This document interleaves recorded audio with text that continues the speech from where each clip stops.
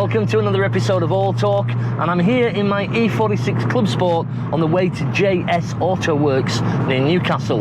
These guys are going to refurb the alloy wheels on this car as I decide whether or not to sell this or keep it. If you don't know what a BMW E46 Clubsport is, it's an ultra rare E46 coupe based on the 3-litre M Sport. These cars were only available in 4 colours and mine is in Estoril Blue, which I think looks the best.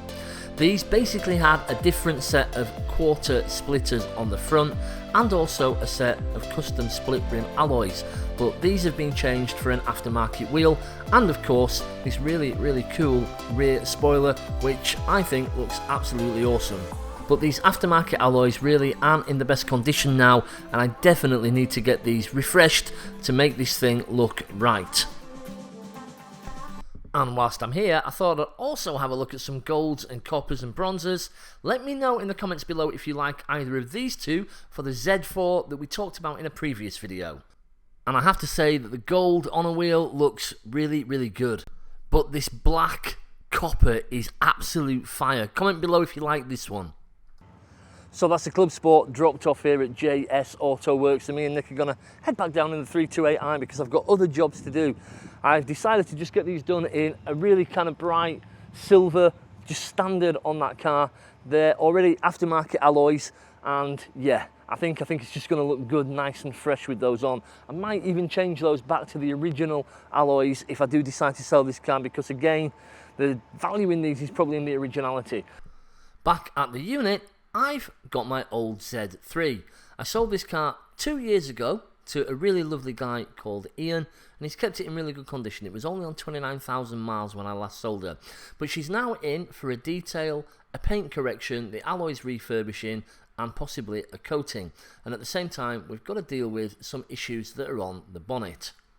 But before we get started with the Z3, I needed to call it Just Car Care. These are my local detailing suppliers. Massive range of stuff available both in-store and available to order online. These guys are also expert detailers themselves. They're fully Geon accredited, so if you need some help and advice, worthwhile picking up the phone and giving them a call. Now, although the Z3 is pretty clean because it's kept indoors, we still need to go through the decontamination process of iron fallout remover, snow foam, getting any contaminants off the paintwork before we set about any type of correction. Don't know how many of these scratches you can actually see here, but this is where people have had things stored on this. And when I actually bought this car originally, they'd got carpeting thrown over the top of it. However, the wheels are going off for refurbishment, so whilst the wheels are off, I figured I would clean all of the inside of the arches and the suspension components and the arch liners to make sure that we get any contamination off there as well. Despite the fact it's low mileage and it's in really good condition, when I've done a depth check on this car, I found that the bonnet has had paint. And we've seen some scratch marks which were, we thought, from carpet getting dragged across it. The car was stored with carpet over the top of it and effectively boxes on top to protect the paint, but of course it doesn't protect the paint. But when we've tried to cut this, not only is the clear coat really hard, so we're not getting the level of correction that we should or we are getting elsewhere on the car, we are revealing as well sanding marks from when this was painted before. So I'm now trying to decide how to deal with that, and I think the only way to do that is to wet sand it. And there's a risk with that because obviously we're not quite sure how much clear coat there is there. The readings are between 200 and 260, so we're going to try it now and keep our fingers crossed that I don't end up having to paint this entire bonnet for the customer because we cock it up. Pray for me, guys. Just to explain, I had tried to hit this with Menzerner 400 and a microfiber before to get a correction on some of these scratches and sanding marks and the deeper drag marks across the bonnet, but no joy, and that's pretty much why I came to the conclusion to wet sand. So you can see the haziness and the milkiness in this as I'm trying to correct some of these previous sanding marks, and I'm going as least aggressive as I can. So we've got a 3000 grit disc on here. Now, despite spending quite a lot of time trying to get the level of correction that we needed out of this bonnet, I couldn't quite get there, and there were parts of the lacquer that were really starting to worry me. So ultimately, despite my best efforts, I decided I would have to send the car for paint. However, one good piece of news is that the Clubsport was ready to be picked up. The alloys have been refurbished. That good news wouldn't last. I've had to pull over, you're not going to believe this. I've just had the wheels refurbished and no, I've not scraped them. However, what has happened is, feels like the clutch is slipping on this Clubsport and I'm still 27 miles away from home. So I'm going to have to really gently limp this home and hopefully it'll get back. If not, it's going to be recovered. Let's see if this clutch really is gone, but it definitely feels that way. Driving it a little bit further did confirm that that clutch is slipping. Just my luck. However, wow, look at these wheels. JS did an absolutely amazing job. Having finally made it back to the unit, I decided that I'd better give the car a wash and get these wheels just cleaned again, even though they've just been done, because I want to coat these wheels so that they are protected for future use. So I decided to give the car a quick rinse off and get it just nice and clean before we sort out the clutch issue. Now, I know what you're probably thinking. You're thinking, well, what's going on with all of the other cars? So I'll show you around the yard and I'll give you a brief update. The M3 has the door card off and I need to get that door card rebuilt. And again, we're going to take that interior out, but the door card's the first job. So we're on with that now. Episode 2 of the Volkswagen Corrado project, we are starting to film. Although I really have struggled to get an auto electrician to come and look at this and help me figure out what's going on and why it won't start. The Z3, I'm still waiting for a couple of parts on and also a set of tyres. The TT, I've not even touched. The S600 bi-turbo V12 is still sitting there, unfortunately rotting away and still with its broken ABC suspension system, and I haven't even begun to think about what the hell I'm going to do with this one. The 7 Series is going in for MOT and having a door handle replaced. So, we're making some progress. And I guess that gives me an opportunity to introduce one of our daily drivers, this Skoda VRS, which needs tyres. Not just because they are flat either, but because there's no tread on the inside. Now, I am calling this a daily driver, but it's been left for about 7 or 8 months and it's not been used. There are brake discs, some car parts and an Aldi LED work light, as well as a bunch of car parts and old gloves and all sorts of things that I forgot that I had, that Nicola found when cleaning it out. On the outside, this bird poo has etched into the clear coat, and there's quite a bit of bird poo all over this car, which is not ideal. So I decided that I'm not going to go crazy because the car still needs some paint, but we did decide to decontaminate this with citrus pre-wash and snow foam and some agitation to try and get as much of that contamination off as we could, with a view to dealing with the biggest defects today by taking it indoors and ultimately giving some of those big defects a little bit of a machine polish. Nick was on with the interior, snow foaming and jet washing the living hell out of the rubber mats, whilst I did all of the badges and the panel gaps before giving it a couple of rinses to try and take away as much of that contamination as we could before pulling it back into the unit. I'm sure you'll agree it looks a lot better than it did, and don't worry, we have got a set of new plates for this and the alloys are going to get refurbished. I used a couple of compounds just to go over the paintwork, take the biggest defects out. I didn't do the whole car, I just wanted to test it. It's not perfect, but it looks a lot better. Did the bonnet, or half of the bonnet, and also the wings. Again, just testing which compounds work best. Whilst I was doing this, Chris gave me a call, so I gave Dave a call and asked if he would take me up to go and collect the Z3. And he did. Very sunny day here in Washington, and I am collecting the Z3 from Chris. He's finished the car. Hopefully there's Dave's trying to strangle me. Seatbelt there. It's the first time I've ever known him wear a seatbelt in the car. I'm wearing it because I'm on video.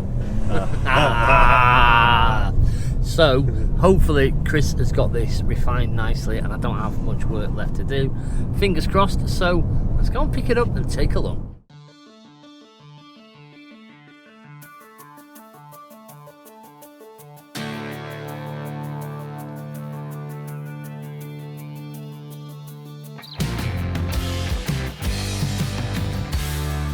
Chris has done a great job of getting this Z3 bonnet looking really nice. Loads of clarity, loads of shine. Get this car cleaned off again, finish off the paint correction and get it ceramic coated. Having just come back from paint, I needed to clean the car again and decontaminate it just to get any of that sanding dust and clear coat dust off it before getting it back in for machine polish. So just to talk to you quickly about paint. When a car is painted from new, it's painted on a production line with robots that massively control the flow and the distance from the car that the paint is applied. That gives you a level of control that you just can't get from a human being.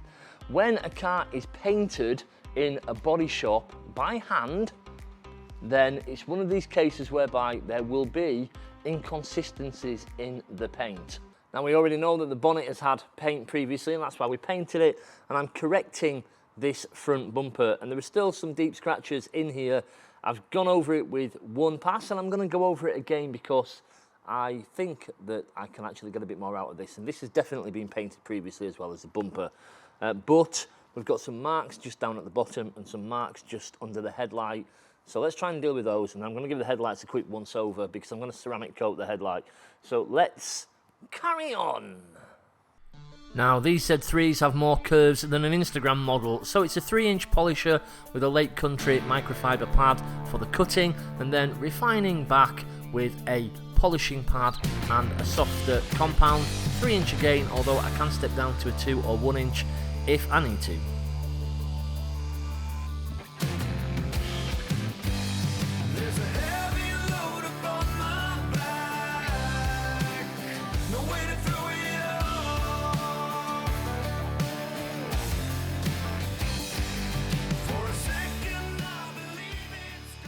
You'll see it's actually quite a bit clearer already from the side that we've not done.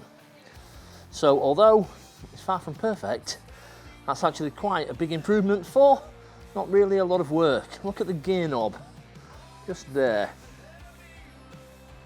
In these intricate areas I'm using the 1-inch or 2-inch. If you don't have a 1-inch polisher, then you can get attachments to take your 5-inch or 3-inch polishers down to a smaller size.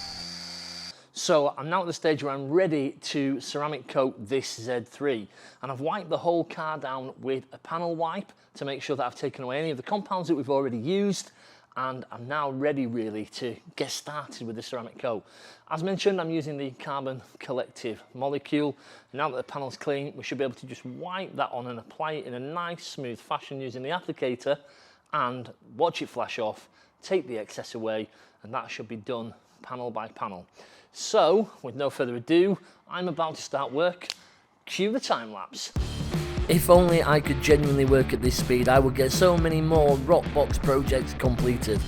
If you are going to have a go at ceramic coating your own car, then try to use a ceramic coat that's easy to apply, speak to your local detailing shop, and don't forget that you can also ceramic coat your wheels, which is exactly what I'm going to do now.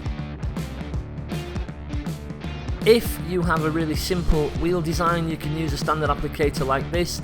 If your wheel is a bit more complicated, then get a couple of different sized applicators to get into the nooks and crannies of the wheel, or you can use a little aerosol and spray ceramic over the wheel if you have that type of kit lying around. Well, this Z3 has definitely been a journey. Let's take a look.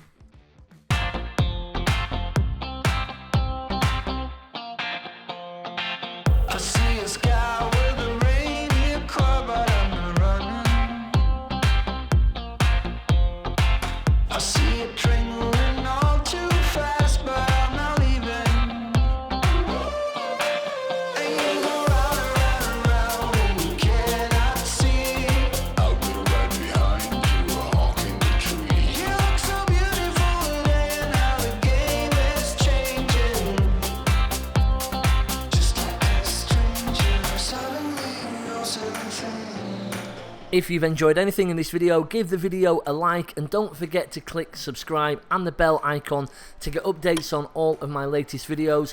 I've got some absolutely massive videos coming in the next few videos, so guys, don't miss out, subscribe, and I will see you in the next one.